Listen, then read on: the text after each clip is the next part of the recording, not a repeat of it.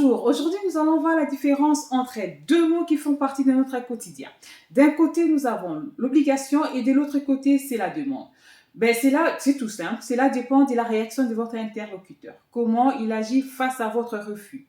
Donc voilà, oui, vraiment face à votre refus. S'il comprend votre refus, il dit oui, voilà, telle personne a refusé parce qu'il y a un besoin derrière. Ok, c'est pas grave, on ira peut-être la prochaine fois, c'est pas de souci. Ça veut dire que en fait c'était juste une demande, il avait besoin de vous pour l'accompagner.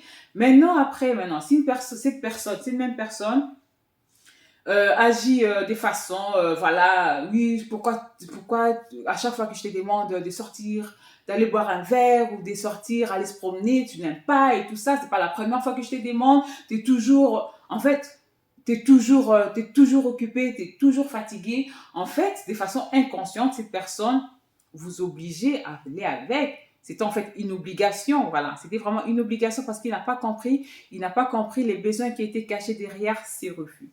Voilà, l'être humain en général n'aime pas se sentir obligé de faire quelque chose. Que cette obligation vienne de soi ou des autres, on n'aime pas.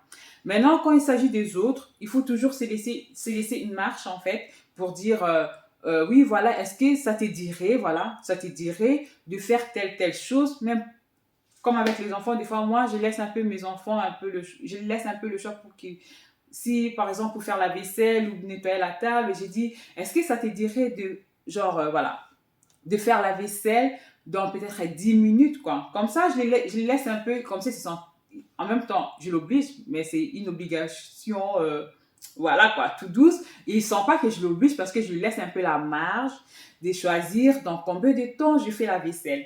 Donc voilà, je laisse un peu la possibilité de pouvoir choisir, oui, dans combien de temps je ferai la vaisselle.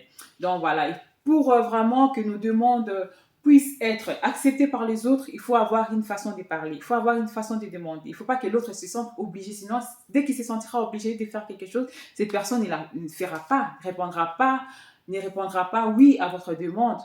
Donc il faut laisser toujours une marge à une personne pour qu'une personne dise ok, il m'a demandé ça, ça, ça. Moi, en fait, il me laisse un peu, tu vois, je peux dire non, je peux choisir, voilà. L'être humain aime bien choisir. Donc voilà, c'était tout pour aujourd'hui. Je vous dis à la prochaine fois.